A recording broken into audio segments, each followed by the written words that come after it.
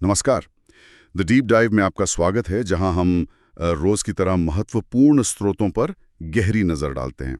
आज हम बात करेंगे 1 अगस्त 2025 की जरूरी खबरों पे। मतलब इसका भाग 1 है ये। जी और हाँ, खास तौर पर यूपीएससी की तैयारी के नजरिए से। जी एक बात और, हो सकता है कुछ टॉपिक्स पर हमने पहले भी थोड़ी बात की हो, तो ये एक तरह से रिवीजन जैसा भी हो सकता है। बिल्कुल। तो चलिए शुरू करते हैं। पहली खबर स्पेस से है। भारत अमेरिका सहयोग में एक बड़ा कदम, निसार उपग्रह, ये सफलतापूर्वक लॉन्च हो गया है श्रीहरिकोटा से।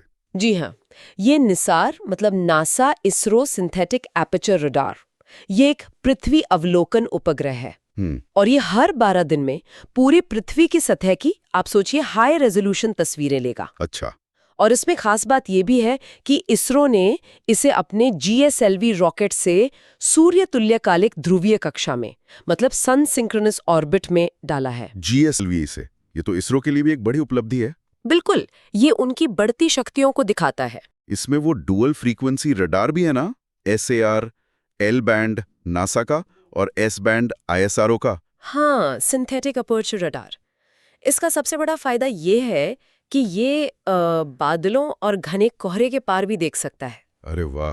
तो मतलब चाहे मौसम कैसा भी हो, वनों, फसलों, ग्लेशियरों, यहाँ तक कि भूस्खलन और आर्द्र भूमियों की निगरानी में बहुत मदद मिलेगी। ये तो जबरदस्त है। और एक और अच्छी बात, इसका जो डेटा आएगा ना, वो पूरी दुनिया के वैज्ञानिकों के लिए बिल्कुल मुफ्त उपलब्ध होगा। अच्छा, चलिए अब जरा अर्थव्यवस्था और अंतर्राष्ट्रीय संबंधों की ओर चलते हैं। अमेरिका ने भारतीय निर्यातों पर 25% टैरिफ लगाने की घोषणा की है 1 अगस्त से।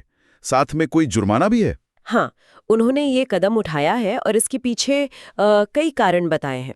एक तो भारत के साथ उनका बढ़ता व्यापार घाटा, दूसरा भारत की कुछ नीतियां जैसे कृषि सब्सिडी वगैरह, जिन्हें वो गैर मौद्रिक व्यापार बाधा मानते हैं। ओके। फिर भारत की ब्रिक्स सदस्यता और रूस के साथ हमारे जो रक्षा और ऊर्जा संबंध है, वो भी एक वजह बताई गई है। तो इसका भारत पर क्या असर पड़ेगा, मतलब हमारे एक्सपोर्टर्स पर सीधा असर? बिल्कुल। सबसे पहले तो भारत के साथ जो द्विपक्षीय व्यापार समझौता BTA, उस पर बातचीत का दबाव बढ़ेगा। हमारे निर्यातकों को दिक्कत आएगी क्योंकि वियतनाम या इंडोनेशिया जैसे देशों के मुकाबले हमें ज्यादा टैरिफ देना होगा, तो कंपटीशन में नुकसान होगा। और सप्लाई चेन्स? हाँ, सप्लाई चेन में भी रुकावटें आ सकती हैं। तो ये एक चिंता का विषय है। ठीक है, अब पर्यावरण की तरफ बढ़ते हैं। जिम्बाब्वे में रामसर COP15 बैठक हुई। वहां भारत का एक प्रस्ताव पास हुआ है, आर्द्र भूमियों के लिए सतत जीवन शैली। जी हाँ, और ये बड़ी बात है कि 172 देशों ने इसका समर्थन किया है। ये प्रस्ताव भारत का जो मिशन लाइफ है ना, पर्यावरण के लिए जीवन शैली, उसी के सिद्धांतों पर आधारित है। अच्छा। और रामसर कन्वेंशन का तो मूल सिद्धांत ही आर्द्र भूमियों का विवेकपूर्ण उपयोग यानी वाइज यूज है। मतलब उनका संरक्षण भी करना है और सतत उपयोग भी, बिना इकोसिस्टम को नुकसान पहुंचाए। तो भारत इसके लिए क्या कर रहा है, मतलब जमीनी स्तर पर? भारत ने कई कदम उठाए हैं, जैसे राष्ट्रीय जलीय पारिस्थितिकी तंत्र संरक्षण योजना यानी NPCA है, फिर एकीकृत प्रबंधन योजनाएं IMPs हैं। और हाल ही में 2024 में वेटलैंड वाइज यूज फ्रेमवर्क और मिशन सहभागिता भी शुरू किया गया है। मिशन सहभागिता में तो लाखों नागरिक स्वयं सेवक सीधे जुड़ रहे हैं वेटलैंड बचाने में। ये तो बहुत अच्छा है। एक और जरूरी मुद्दा है वैश्विक खाद्य प्रणालियों का। UN ने इसमें तत्काल सुधार की बात कही है। हाँ बिल्कुल। देखिए, खाद्य प्रणालियां मतलब सिर्फ उगाना नहीं, बल्कि खेत से लेकर हमारी थाली तक और उसके बाद जो वेस्ट होता है, वो पूरा चक्र। और इनकी जो छिपी हुई लागत है, सामाजिक, आर्थिक, पर्यावरणीय, वो करीब $11.6 ट्रिलियन आंकी गई है। 11.6 ट्रिलियन डॉलर। हाँ, और ये जो हमारी खाद्य प्रणालियां हैं, ये दुनिया के 30% ग्रीन हाउस गैस उत्सर्जन, 80% जैव विविधता हानि और 70% मीठे पानी के इस्तेमाल के लिए जिम्मेदार हैं। बाप रे, ये आंकड़े तो चौंकाने वाले हैं।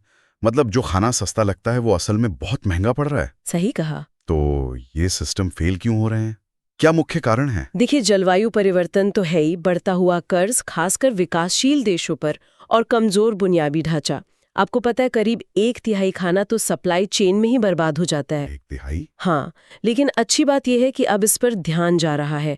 COP28, G7, G20, इन सभी बड़े मंचों पर खाद्य प्रणालियों में सुधार एक प्राथमिकता बन गया है। चलिए, ये राहत की बात है। वापस भारत की अर्थव्यवस्था पर आते हैं। सांख्यिकी मंत्रालय मोस्पी कुछ बड़े आर्थिक इंडिकेटर्स में सुधार कर रहा है। जी हाँ, इसमें जीडीपी और औद्योगिक उत्पादन सूचकांक यानी आईआईपी, इनका आधार वर्ष बदला जा रहा है। पहले 2011-12 था, अब 2022-23 होगा। ओके। और उपभोक्ता मूल्य सूचकांक सीपीआई, उसका आधार वर्ष 2012 से बदलकर 2024 किया जा रहा है।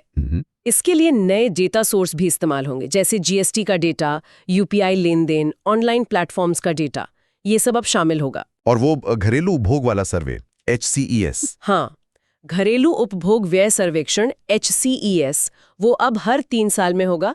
पहले ये ज्यादा अंतराल पर होता था। इन सब बदलावों की जरूरत क्यों पड़ी अचानक? देखिए, अर्थव्यवस्था बदल रही है, लोगों के खर्च करने का तरीका, मतलब कंजम्पशन पैटर्न्स बदल रहे हैं, तो जरूरी है कि हमारे जो इंडिकेटर्स हैं वो इस बदलाव को दिखाएं। नए डेटा सोर्स आ गए हैं, जैसे यूपीआई, जीएसटी, तो उनका इस्तेमाल क्यों न किया जाए। सही बात है। और आधार वर्ष बदलने से हमें मुद्रास्फीति के असर को हटाकर अर्थव्यवस्था की वास्तविक वृद्धि का ज्यादा सही अंदाजा लगेगा, मतलब एक क्लियर पिक्चर मिलेगी। बिल्कुल। अच्छा, ये तो हुई बड़ी खबरें, अब कुछ और जरूरी बातें हैं जिन पर फटाफट नजर डाल लेते हैं ना। हाँ जरूर।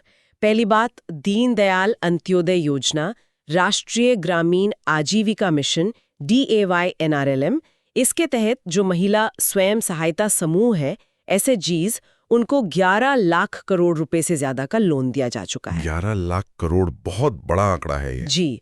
फिर भगवान बुद्ध के जो पवित्र पिपरावा अवशेष हैं, वो भारत वापस लाए गए हैं। ये सिद्धार्थनगर यूपी में 1898 में मिले थे। और UNSC की 1267 समिति है, उसकी रिपोर्ट ने कंफर्म किया है कि पहलगाम आतंकी हमले के पीछे पाकिस्तान बेस्ड LET का प्रॉक्सी संगठन TRF था, और ये रिपोर्ट सर्वसम्मति से पास हुई, जिसमें पाकिस्तान भी शामिल था। अच्छा। और सड़कों पर? हाँ, सुप्रीम कोर्ट ने एक अहम फैसला दिया है यूपी टोलवेज मामले में।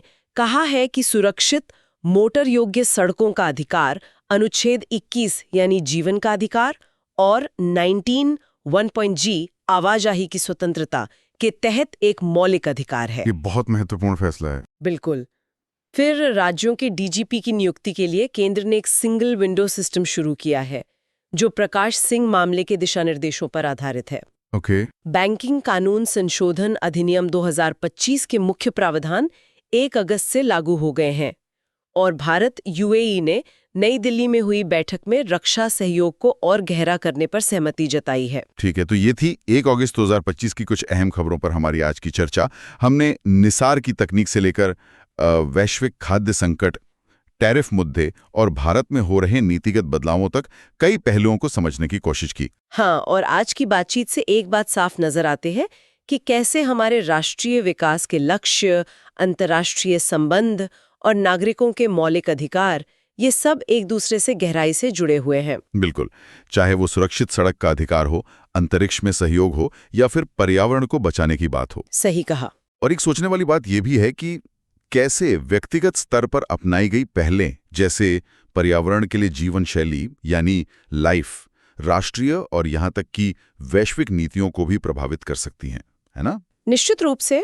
उम्मीद है ये विश्लेषण आपके लिए उपयोगी रहा होगा। अगर आपको ये चर्चा पसंद आई तो प्लीज इसे लाइक करें, और हाँ, चैनल को सब्सक्राइब करना न भूलें। जल्द ही मिलेंगे। बिल्कुल, जल्द ही मिलेंगे अगली कड़ी के साथ। नमस्कार।